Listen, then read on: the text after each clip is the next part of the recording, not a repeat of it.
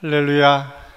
오늘 예배드리는 우리 한신교회 모든 성도들 한 분 한 분을 축복하며 하나님의 놀라우신 은혜가 여러분의 가정과 삶 속에 늘 풍성하기를 간절히 소원합니다. 특별히 온라인으로 예배에 참여하신 우리 모든 성도님, 그 가정에 혹시 코로나 때문에 어려움 속에 있다면 하루속히 치유되고 회복되는 역사가 있기를 간절히 바랍니다. 하나님께서는 참 우리를 사랑하십니다. 지난주에 우리 코로나 때문에 어려움에 있었던 우리 다라가 이 길을 잘 넘기고 회복 중에 있습니다. 정말 감사하게도 지난주에 제가 통화하고 함께 기도했는데 빨리 나와서 나오겠다고 그렇게 약속을 했습니다. 남아있는 부분도 하나님께서 온전히 치료해 주시기를 위해서, 또 우리 환우들 중에 어렵고 힘든 분들이 있다면 우리가 계속 기도함으로 치료되고 회복되는 역사가 나타날 수 있도록 여러분 계속 기도해 주시기를 바랍니다. 하나님은 위대하십니다. 온 우주 만물을 창조하셨을 뿐만 아니라 그 모든 것을 품으셨습니다. 지금도 살아계셔서 온 우주를 다스리시고 인도하시고 지금도 지배하고 계심을 알 수가 있습니다.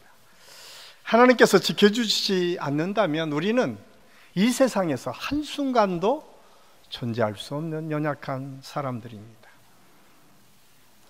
그런데 우리는 어떻습니까? 나 하나조차도 제대로 담을 수 없는 종지 같은 마음을 소유하고 있는 게 혹시 저와 여러분은 아닙니까? 그런데 그러한 부족한 우리가 위대하시고 광대하신 하나님을 판단하고 그 예수 그리스도의 사역에 대해서 우리 나름대로 재단할 때가 참 많이 있는 것을 볼 수가 있습니다. 시인 정우승 씨는 햇살에게라는 시에서 이렇게 노래하고 있습니다. 이른 아침에 먼지를 볼 수 있게 해주셔서 감사합니다. 어제는 내가 먼지에 불과하다는 것을 알게 해주셔서 감사합니다. 그래도 먼지가 된 나를 하루 종일 찬란하게 비춰주셔서 감사합니다. 햇살이 좋은 어느 날 이른 아침에 창틈을 비집고 들어오는 햇살에 먼지가 움직이는 것을 보고 아마 이 시를 썼던 것 같습니다. 그런데 그 시인은 이 시에서 우리 존재가 먼지다라고 그는 고백하고 있습니다. 사실 이 말씀은 우리 성경에서 우리가 잘 아는 인생의 첫사람 아담, 그 이름의 원래 원어적 의미를 보면 아담아, 흙이라고 하는 의미 속에서 이 아담이라고 하는 이름이 나왔습니다. 이 말씀을 통해서 보면 우리 인생이 먼지다라고 하는 것을 성경에서 제일 먼저 우리에게 말씀해 주고 있습니다. 그런데 오늘 또 이 시인은 그렇게 노래합니다. 아주 작은 존재, 먼지처럼 보여지지도 않는 그 존재를 깨닫게 해주신 그 하나님, 그런데 그 햇빛을 통해서 하루 종일 그것을 보여주고 또 찬란하게 빛나게 해주는 것에 대한 감사의 고백이 있습니다. 그렇습니다. 하나님께서는 지금도 먼지 같은 우리 인생을 사랑하시고 먼지 같은 우리 인생을 찾아와 주시고 먼지 같은 우리 인생을 하나님의 사람으로 세워주셔서 하나님의 역사를 이루도록 하시고 하나님의 뜻을 이루어가는 믿음의 사람들로 인도해 주셨습니다. 그 은혜를 늘 기억하고 감사할 줄 아는 저와 여러분이 될 수 있기를 간절히 소원합니다. 이 사실을 사도 바울은 일찍이 깨달았습니다. 그래서 예수 그리스도의 그 크신 사랑을 내가 어떻게 할 수 있을까라고 하는 고백을 에베소서 3장 18절에서 19절은 이렇게 노래하고 있습니다. 우리 같이 한번 읽겠습니다. 능히 모든 성도와 함께 지식에 넘치는 그리스도의 사랑을 알고 그 너비와 길이와 높이와 깊이가 어떠함을 깨달아 하나님의 모든 충만하신 것으로 너희에게 충만하게 하시기를 구하노라. 예수님의 사랑을, 그 너비와 길이와 높이와 깊이를 우리는 다 알 수 없지만 그 작지만 깨달은 그 깨달음으로 우리가 하나님의 사랑 속으로 들어가며 살겠습니다. 하나님의 그 충만한 사랑 속에서 우리가 우리의 삶을 이끌어 가겠습니다 라고 오늘 사도 바울은 고백하고 있습니다. 그 사랑의 출발이 오늘 제자들을 부르시고 세우시는 장면을 통해서 하나님께서 예수 그리스도를 통해서 얼마나 우리를 사랑하시고 우리를 존중해 주시는지를 깨닫게 합니다. 사순절부터 우리는 예수님의 행적을 조차 은혜를 나누고 있습니다. 세례를 받으시고 마귀의 시험을 물리치신 예수님, 그 주님이 하나님의 나라를 선포하시기 위해서 하신 일이 바로 오늘 제자들을 세우신 일입니다. 이 제자들을 부르는 부르심의 사건은 단순한 사건이 아닙니다. 우리가 곰곰이 생각해 보면 엄청난 사건입니다. 왜냐하면 온 우주 만물을 창조하신 그 하나님, 그 하나님께서 먼지 같은 우리 인생을 하나님의 파트너로 삼으셨다는 거예요. 하나님께서 하나님의 나라를 일구어가는 하나님의 파트너로 우리를 세우시고 우리를 통해서 하나님의 나라를 이루어 가시기를 원하셨다고, 그리고 제자들을 부르셨다고 오늘 성경은 우리에게 말씀해 주고 있습니다. 그렇다면 주님은 어떤 사람들을 세우셨을까요? 돈이 많은 사람? 그 당시에 집안이 좋고 백그라운드가 있는 사람? 아니, 그 당시에는 싸움을 잘해서 모든 사람을 이길 만한 능력이 있었던 사람? 하나님은 그런 사람을 부르시고 세우신 것이 아니라 어쩌면 이름도 알아주지 않았던, 그리고 누구도 관심하지 않았던 갈릴리의 청년들을 세워서 하나님의 나라의 일을 함께 시작하십니다. 오늘 본문에 나오는 제자들의 부르시는 사건이 그 말씀입니다. 그래서 공간 복음서는 다 이 사건을 기록하고 있습니다. 그러나 내용은 조금씩 다릅니다. 여러 가지 다른 점이 있지만 대표적으로 다르게 기록된 부분이 누가복음입니다. 오늘 우리가 읽은 이 누가복음에서는 다른 공간복음에서와 다르게 특별히 아주 길게 예수님께서 제자들을 부르시는 장면을 소개하고 있습니다. 특별히 예수님과 베드로의 첫 대면, 하나님께서 베드로를 어떻게 부르셨고 베드로를 통해서 하나님의 어떤 생각을 가지고 그를 부르셨는지를 아주 상세하게 기록하고 있습니다. 매우 인상 깊게, 그리고 아주 자세하게 기록하면서 예수님께서 왜 제자들과 함께 하나님의 나라의 사역을 시작하셨는지를 설명하고 있습니다. 오늘 이 말씀을 통해서 제자들을 부르신 이유, 그리고 그 증거를 우리가 함께 찾아보며 저와 여러분도 오늘 하나님께서 우리를 초청하고 부르셨는데 우리가 어떤 자세로 하나님께 나아가야 될지를 함께 생각할 수 있는 은혜의 시간이 될 수 있기를 간절히 소원합니다. 가장 먼저 살펴봐야 될 것은 오늘 예수님께서는 자기에게 맡겨진 일들을 성실하게 감당하며 열심인 사람들을 부르셨습니다. 2절 말씀에 보면 호숫가에 배 두 척이 있는 것을 보시니 어부들은 배에서 나와서 그물을 씻는지라.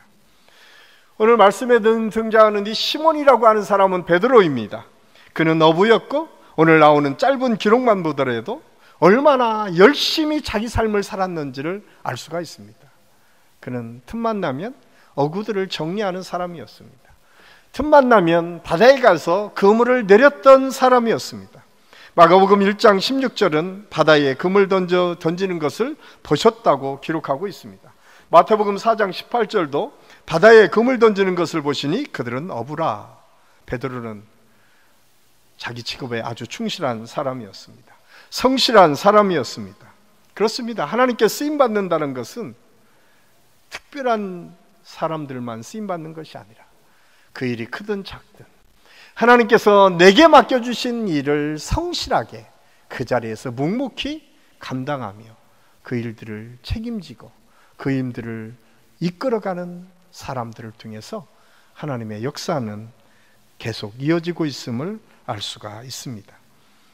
이스라엘의 가장 위대한 왕은 다윗입니다. 다윗은 지금도 이스라엘 백성들에게 다윗의 날이 회복되기를 소망할 정도로 이스라엘 사람들에게는 아주 특별한 왕이었습니다. 그런데 다윗 왕의 기름 부음 받는 장면을 보면 그 자리에 다윗은 없었습니다. 사무엘상 16장에서 하나님께서 사무엘에게 이새의 아들 중에서 한 명을 기름 부으라고 말씀하십니다. 그러면서 그 아들 중에 기름 부어 왕을 세워야 되는데 사무엘이 가서 거기 모여 있었던 7 아들이 다 지나갔는데 하나님의 음성이 들리지 않는 거예요. 이상하게 생각한 사무엘이 이새에게 묻습니다.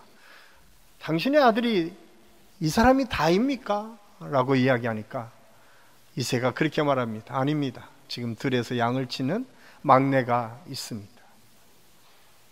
사무엘은 그를 불러오라고 합니다. 그리고 놀랍게도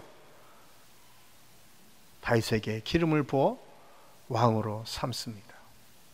아버지 이새로부터도 왕의 제목으로 인정받지 못했던 사람 다윗. 그래서 그 틈에도 못 끼고 그냥 변방에서 아버지가 맡겨주신 양떼를 지켰던 다윗. 그런데 하나님께서는 그 다윗을 부르셔서 이스라엘 왕으로 세워주셨습니다. 사실 이 사건 다음에 왜 하나님께서 다윗을 그렇게 세우셨는지를 증명하고 있는데 그것은 블레셋 군대 장관 이 골리앗이라고 하는 사람이 등장하면서 알려집니다. 골리앗은 거대한 사람이었습니다. 골리앗이 나와서 소리 지르니까 그 많은 이스라엘 백성들 누구도 나서지 못합니다. 그때 다윗이 말합니다. 다윗이 사울왕 앞에 가서 하나님께서 평소에 내가 양을 지킬 때에 나와 함께 하셨던 그 여러 가지 일들을 통해서 내게 맡겨주시면 내가 골리앗을 무너뜨리겠습니다. 사울왕은 놀랐지만 기대도 안 했지만 다윗을 내보냅니다. 그런데 놀랍게도 하나님과 함께 했었던 하나님께서 함께 하셨던 다윗은 골리앗을 한 방에 무너뜨립니다. 저는 여기에서 굉장히 중요한 사실을 깨닫게 됩니다. 우리가 보기에는 별것 아닌 것처럼 여겨지는 하나님께서 맡겨준 그 사명, 그것을 부여잡고 열심히 살았던 다윗. 그는 어느덧 하나님의 능력의 사람으로 거듭날 수 있었음을 알 수가 있습니다. 그렇습니다. 하나님께서 맡겨주신 일을 우리가 성실히 감당하면 그것으로 끝나는 것이 아니라 하나님의 능력으로 우리를 무장시켜 주십니다. 여러분 가정, 여러분의 직장, 여러분의 하시는 모든 일 속에서 여러분 그것이 하나님께서 여러분에게 맡겨주신 일이라면 성실히 감당해 보십시오. 어느덧 누리도 모르는 사이에 다윗이 갖고 있었던 그 능력으로 무장했던 것처럼 우리도 하나님의 능력으로 무장된 사람들이 다 될 줄로 믿습니다. 그래서 로마서는 이렇게 우리에게 권면하고 있습니다. 로마서 12장 6절 8절 말씀 우리 함께 읽겠습니다. 우리에게 주신 은혜대로 받은 은사가 각각 다르니 혹 예언이면 믿음의 분수대로 혹 섬기는 일이면 섬기는 일로 혹 가르치는 자면 가르치는 일로 혹 이루하는 자면 이루하는 일로 구제하는 자는 성실함으로 다스리는 자는 부지런함으로 긍휼을 베푸는 자는 즐거움으로 할 것이니라. 아멘. 우리가 받은 은사가 무엇이든 그것이 크든 작든 다른 사람한테 보여줄 수 있을 만큼의 것이든 그렇지 않든 상관이 없습니다. 그것을 붙잡고 묵묵히 그것을 감당하고 그것을 열심히 수행하다 보면 하나님께서 어느덧 하나님의 때에 다윗을 통해서 하나님의 역사를 이루어갔던 것처럼 저와 여러분을 통해서도 반드시 하나님의 역사를 이루어가는 그런 능력의 사람으로 변화시켜 주실 줄로 믿습니다. 예수님께서는 또한 말씀을 순종하는 사람들을 부르셨습니다. 오늘 5절 말씀에 보면 시몬 베드로가 대답하여 이르되 선생님 우리들이 밤이 새도록 수고하였으되 잡은 것이 없지만은 말씀에 의지하여 내가 그물을 내리리이다 하고, 시몬 베드로는 예수님의 말씀을 의지했습니다. 전적으로 의지했습니다. 사실 베드로는 어부였습니다. 갈릴리에서 태어나서 갈릴리에서 자라났습니다. 그는 어디에 고기가 많고 어느 때에 가서 잡아야 될지를 누구보다도 잘 아는 사람이었습니다. 밤이 맞도록 그는 그물을 내렸지만 자기 기술과 능력으로 하나도 잡지 못했다고 고백하고 있습니다. 그런데 자기 생각과 다르게 깊은 데로 가서 그물을 내리라고 하는 예수님의 말씀을 듣고 베드로의 반응은 만약에 어땠을까요? 저와 여러분 같았으면 어떻겠어요? 여러분이 지금 열심히 경험한 숙련된 기술자예요. 그런데 아무것도 모르는 사람이 해서 훈수를 한다면 어떻게 하시겠어요? 무시하지 않겠습니까? 별소리를 다 한다고, 당신이 뭘 하냐고 그럴 만도 한데 베드로는 말씀에 의지하여 그물을 내리겠다고 고백합니다. 그리고 그물을 내립니다. 그리고 우리가 생각할 수 없는, 베드로가 생각할 수 없었을 만큼 많은 물고기를 잡게 되었다고 성경은 기록하고 있습니다. 그렇습니다. 베드로를 하나님께서 예수 그리스도를 통해서 제자 삼으신 이유가 어쩌면 이렇듯 자기의 경험과 자기의 습득한 기술과 자기가 가지고 있는 모든 것을 내려놓고 하나님께 전적으로 순종함으로 하나님의 일들을 도모하는 사람들을 통해서 하나님의 역사가 계속 이어졌음을 알 수가 있습니다. 열왕기상 5장에 보면 나아만 이야기가 나옵니다. 나아만은 아람 군대 장관이었습니다. 그 당시에 팔레스타인 지역에서 가장 큰 나라는 아람 나라였습니다. 가장 막강한 군대를 가지고 있었던 나라도 아람이었습니다. 거기에 군대 장관 정도 되면 막강한 힘과 권력을 갖고 있었던 사람이었습니다. 그런데 그 사람에게 한 가지 다른 사람에게 말할 수 없는 아픔이 있었습니다. 그것은 그 속에 나병이 있었습니다. 어느 날 이스라엘에서 잡혀온 어린 몸종 소녀가 그 나병을 알고 나아만에게 이야기합니다. 우리 이스라엘에 정말 뛰어난 하나님의 선지자가 있는데 그 선지자를 통해서 치유받을 수 있습니다. 나아만은 처음에는 잘 듣지 않았는지 모르지만 어떻든 그 선지자를 만나러 갑니다. 한번 생각해 보십시오. 그 당시에 최고의 권력을 갖고 있었고 그 지역을 다 다스리는 아람 군대 장관이 만약에 여러분의 가정에 아니면 우리 교회에 온다면 우리가 어떻게 반응할까? 그런데 놀랍게도 선지자 엘리사는 나와보지도 않습니다. 그리고 이렇게 전달합니다. 요단에 가서 7번 물에 빠졌다가 나오십시오. 그러면 나을 것입니다. 나아만은 괘씸하게 생각했습니다. 아니 자기가 나와서 나를 영접해도 시원찮을 텐데 아니 말 한마디에서 요단강에 내려가 앉으라고? 내려가 몸을 씻으라고? 그러나 몸종이 그 나아만 장군을 설득합니다.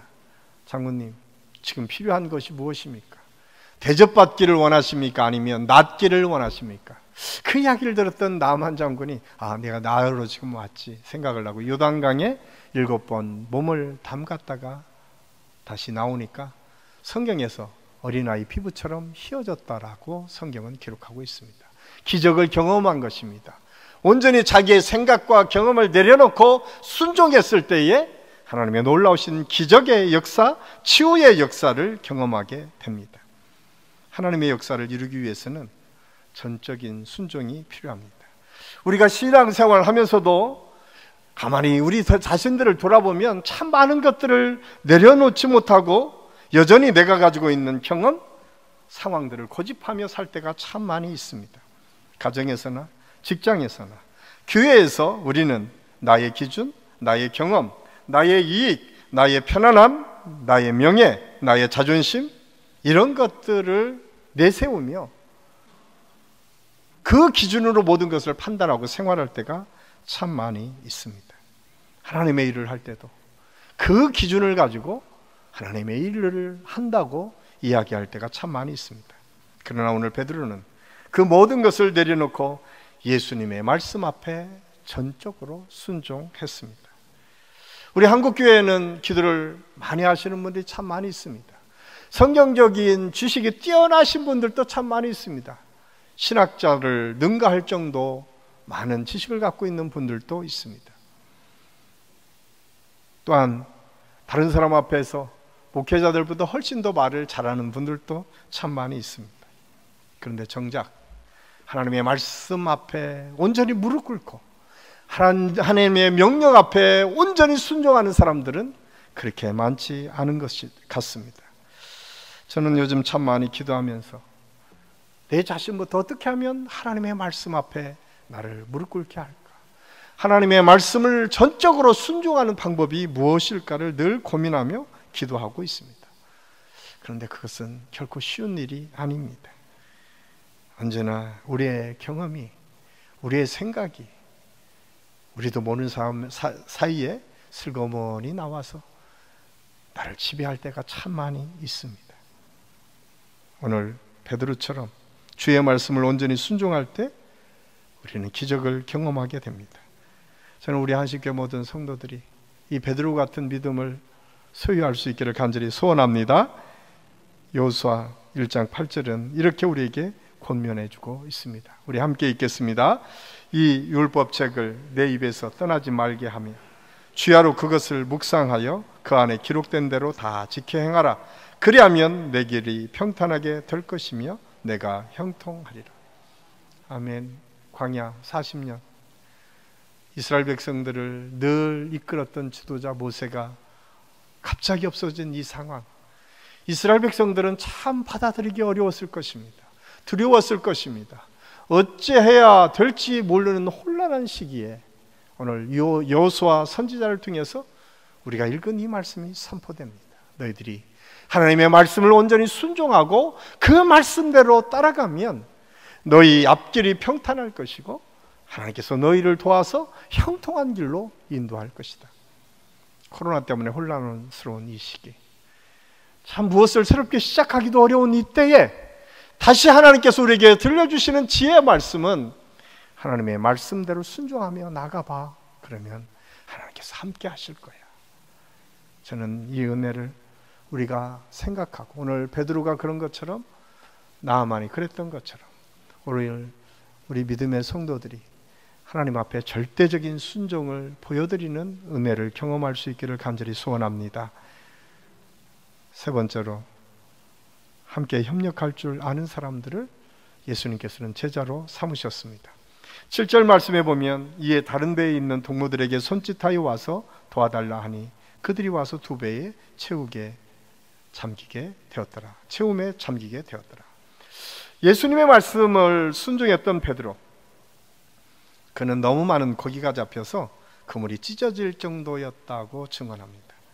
주변의 동무들을 불러 배에 가득 채우는 기쁨을 함께 나눴습니다.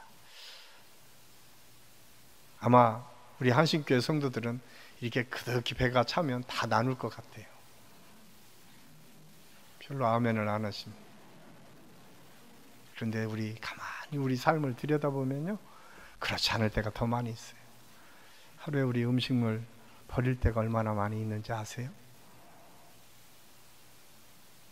우리가 풍족하면, 우리가 넉넉하면 누군가와 나누고 도울 수 있다고 생각했는데 우리의 삶을 되돌아보면 그렇지 않을 때가 더 많이 있어요. 저는 이 말씀을 준비하면서 너무 당연한 것처럼 생각했던 이 말씀을 제가 보고 저 자신을 돌아봤습니다. 너는 얼마나 나누며 살고 있느냐? 하나님께서는 오늘 우리에게 나눌 줄 아는 사람, 그런 믿음의 사람들을 찾고 있습니다. 하나님의 은혜에는 확장의 원리가 있습니다. 호수에 조그만 돌멩이 하나가 던져질 때 온 호수에 퍼져나가는 것처럼, 그렇습니다. 온전히 하나님의 믿음 안에 우리가 섰을 때, 하나님의 믿음대로 살려고 몸부림치는 그 믿음의 사람들 주변에 아름다운 선한 영향력들이 확산되고 있음을 우리는 알아야 됩니다. 우리나라 속담에 이런 속담이 있습니다. 못 먹는 감 찔러나 본다. 자기 것으로 만들지 못할 바에는 차라리 심술을 부려 남도 갖지 못하도록 못쓰게 만들어버리는 아주 고약한 마음이 이런 마음일 것입니다. 그런데 여기에서 저와 여러분이 자유스러운가요? 사촌이 돈을 사면 배가 아프다라는데 다른 사람이 잘 되는 것 보고 우리가 다 축하하고 격려할 수 있는 넉넉한 마음이 우리에게 있습니까? 곰곰이 생각해 봐야 돼요. 그래서 예수 믿는 사람들에게는 좋은 관계를 맺을 줄 아는 지혜가 있어야 돼요. 예수 믿는 사람들에게는 사람이 많이 붙을 수 있어야 돼요.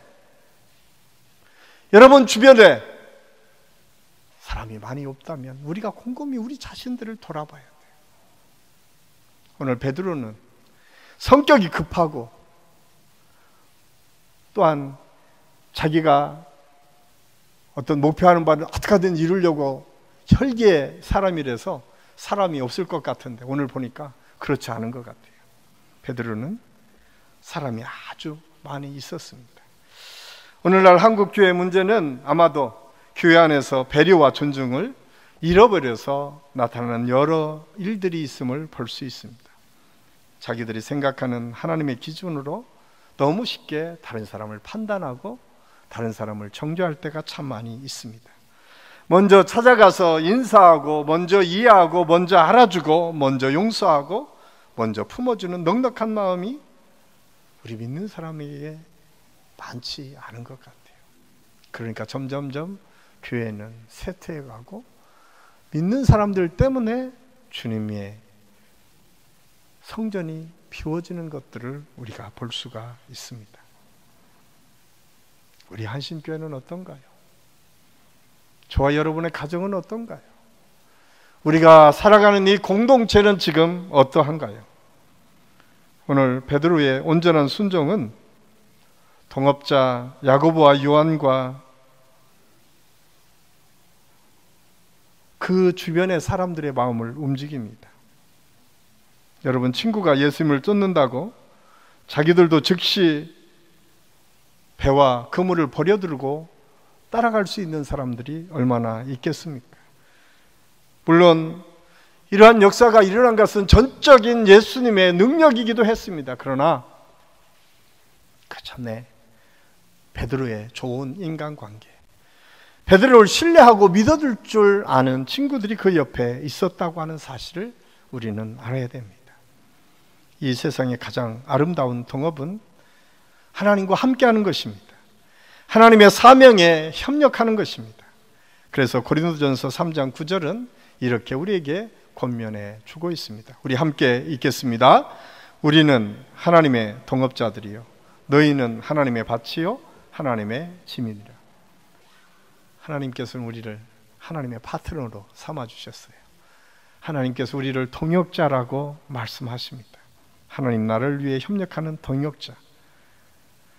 이 일은 하나님을 기쁘시게 하고 또 교회도 성장시키고 개인적으로는 축복을 받을 수 있는 좋은 기회이기도 합니다. 저는 우리 한신교회가 서로 진실되고 유익한 동역자가 되어서 그리스도의 몸된 이 교회, 지체됨을 점점점 확장해 갈 수 있는 그런 능력의 교회가 될 수 있기를 간절히 소원합니다. 오늘 본문 1절은 허다한 무리가 예수님의 가르침을 받고 또 주님의 기적을 체험하였다라고 증거하고 있습니다. 그 당시에 예수님을 따랐던 많은 사람들이 있었습니다. 그런데 대부분 따라는 다녔지만 그들은 구경꾼으로 그 삶을 마감했습니다. 그런데 베드로와 그 친구들은 달랐습니다. 예수님의 부르심을 받고 영원히 기억될 하나님의 나라의 일꾼으로 사용되었음을 성경은 우리에게 말씀해 주고 있습니다. 그런데 그 출발은 모든 것을 포기하는 것에서부터 시작됩니다. 지금까지 그들의 생업이었던 어구들을 다 내려놓고 11절 말씀에 보면 주님을 따랐다라고 성경은 우리에게 말씀해 주고 있습니다. 그런데 냉정하게 생각해 보면 우리가 생각하는 것보다 훨씬 하나님의 일을 시작하는 것은 축복이고 은혜입니다. 참 많은 사람들이 그렇게 생각해요. 하나님의 사역들을 감당하는 것은 불안정하다고 생각을 합니다. 그런데 여러분, 하나님의 나라에 쌓는 것보다 확실한 미래 보장은 없습니다. 우리 모든 성도들이 하나님의 나라의 부활을 쌓을 줄 알기를 간절히 소원합니다. 오늘 예수님께서 베드로를 부르시면서 가장 먼저 말씀하십니다.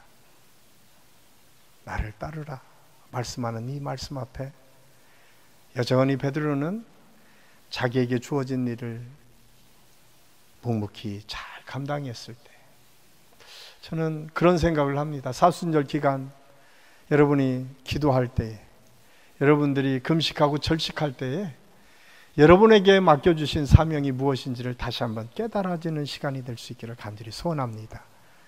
그것이 가족이면 가족을 위해서 기도하는 것, 그것이 누군가 친구라고 하면 친구를 위해서 기도하는 것, 그것이 여러분들이 섬기고 있는 목장이라면 목장을 위해서 기도하는 것, 그것이 여러분이 섬기고 있는 부서라면 부서를 위해서 기도하는 것, 그것을 깨닫는 시간, 그것이 축복이고 은혜예요. 그리고 그것을 묵묵히 우리가 감당하며 순종으로 나아갈 때에 하나님의 놀라운 역사는 우리 삶 속에서 풍성한 열매로 나타나게 됩니다.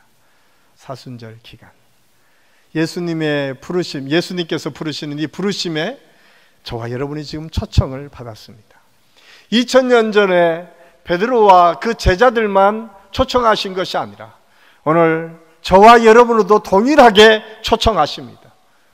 한번 여러분의 주변을 살펴보십시오. 나는 지금 어떠한 삶을 살고 있는가?